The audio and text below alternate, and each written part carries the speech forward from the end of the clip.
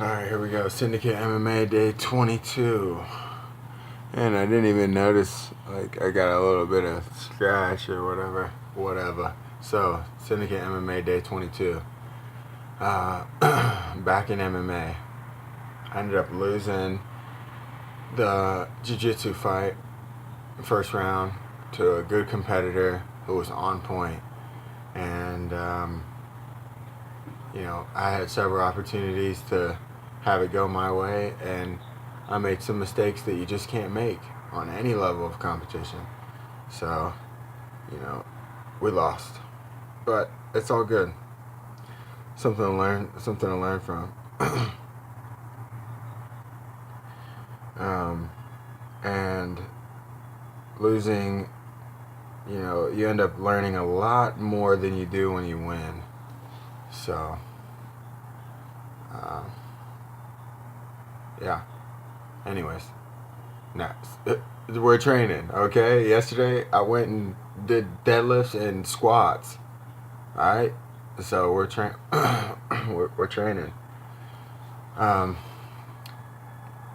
Today, a lot of people showed up.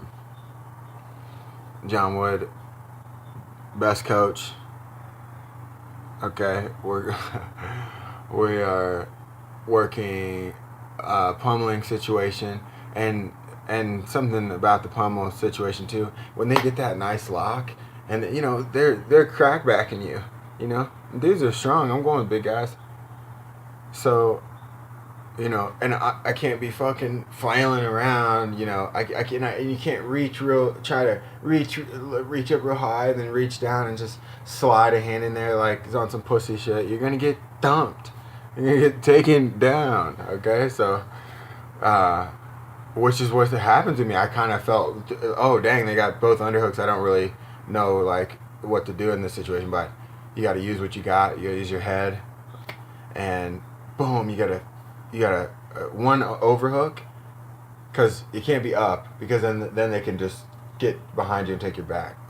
So one overhook, and then a nice overhook, and then just gonna turn my hips,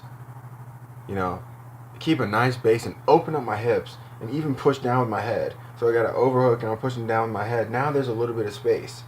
Boom. Same thing. So we're switching, and now I'm opening my hips this way. So it's a lot to do with your base and your center of gravity in your hips, which is a theme all throughout any type of athletics or any type of martial arts. You're gonna have to have good hip flexibility, good mobility, and be able to,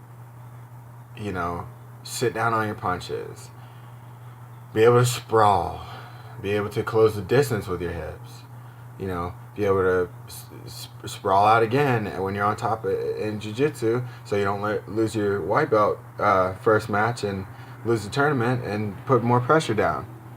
Man.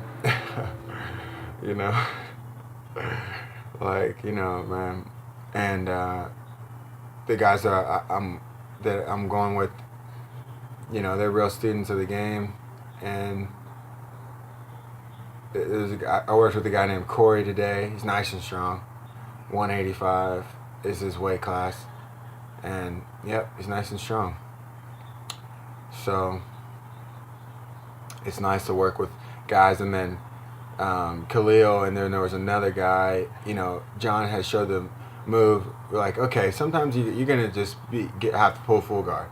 So you pull full guard, and they got arms on your biceps. They got hands on your biceps.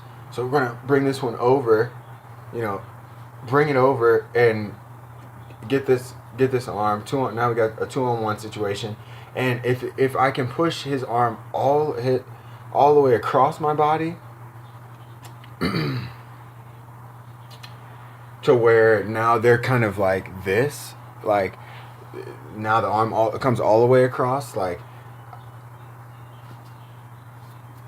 and now I got the arm all the way across my body, then I'm going to escape and go for the back.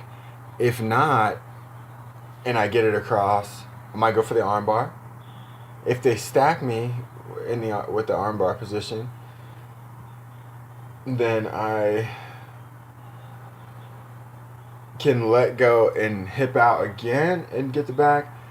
I can go the other way and omoplata, stuff it into your pocket in an omoplata and sit up. You can omoplata it at both sides. If they,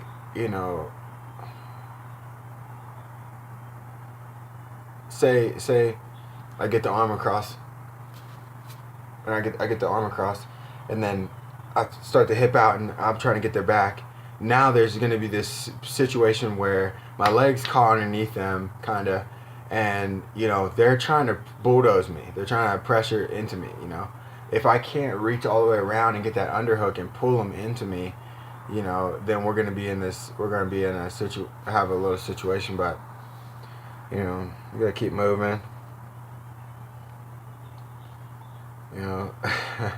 It's key. It's key. You have to keep moving because, a lot of times guys clinch up and then we free up and then it's like, get your guard up, guys. It's not like we're going to adjust our pads and, catch our couple breaths. Like, all right, now I'm ready to strike again. Like, hold on, my G. I'm pretty gassed because my arm, that's not how it is. We're gonna go from a grappling situation to a striking situation, back to a grappling, back to a striking, and we're gonna have to be fluid in and out of those transitions from the ground to the floor. We're gonna have to be fluid with our get-ups, and we're gonna have to continue to move even if we're tired as hell. So that was, but that pummeling situation really helps. You can just use your head. You use your head. Hip out, overhook, hips. There's a little space. Boom! I stick it in hips. And it's like you're turning away. You're turning away. They're trying to bulldoze you down.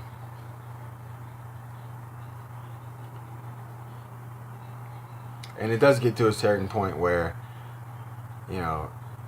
if they're good and they're crack backing the shit out of you, like, they're going to take you down. You shouldn't have let them get to that position anyways. You know what I'm saying? So, but we didn't have any shin pads or anything on. It was really mostly boxing. The loss has opened my eyes to, to something real important, which is being able to raise the level of the people who are around you.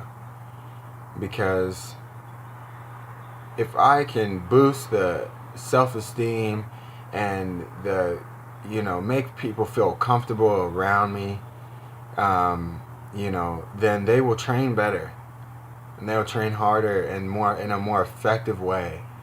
And this is what is key, because it's not just about me. It's not just about me. In fact, it really doesn't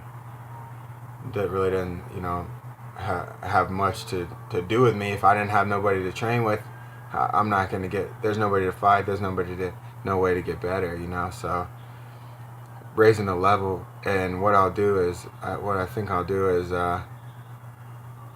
just work drills with people, like after, just try to like get a couple people to just drill, and like, all right, I'll do it 10 times and you'll do it 10 times. I'll do it 10 times and you'll do it 10 times. And if you got a move too that you want to drill, we'll drill that 10 times and 10 times and 10 times and 10 times, and we'll drill that. And drill some striking scenarios, like fully geared up. You land 1, 2, 3, X, Y, Z, and then I have to, and then I land, land and connect, good form, good technique, land, not anything crazy at all, not anything hard at all, and move. and land again and feel what it is like to attack and defend. Just slow that whole process down and really just ingrain it in there. But overall, it was a great day. You know, I worked with Khalil, and I sparred him a little bit, and there was a situation where I was on top of him, and I just kind of like, just like made him work. Like, all right, just go, just work. Like I'm a full mount. Like he's basically up against the cage. And he's got a fight coming up, so just work, just get up. Get up. You're in the worst position, just get up. And then he did. He got up quick and started throwing at me. And it was a nice exchange. It gets to a certain point where this is what we're doing, we're fighting. You don't have no choice with the fight. You don't have no choice. He said something to me like, when they lock that cage, you don't have no choice, you know what I mean? And that's what we're doing here. Again, these are my teammates, and I care about them, and they care about me, and we're not here to kill each other, But you simulate close to that.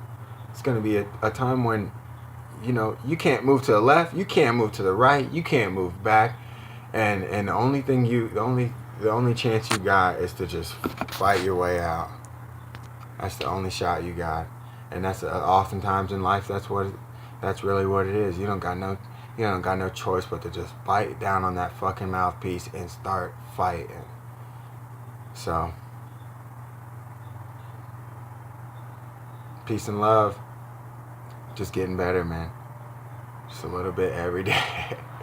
Just trying to get better, man. I worked with Roxanne Mondafi. I can't remember. I don't know if that's her real last name, but she's a great training partner. She's a great human being. These people are great. They're great, and I'm very thankful to be here. And I'm very blessed. Peace.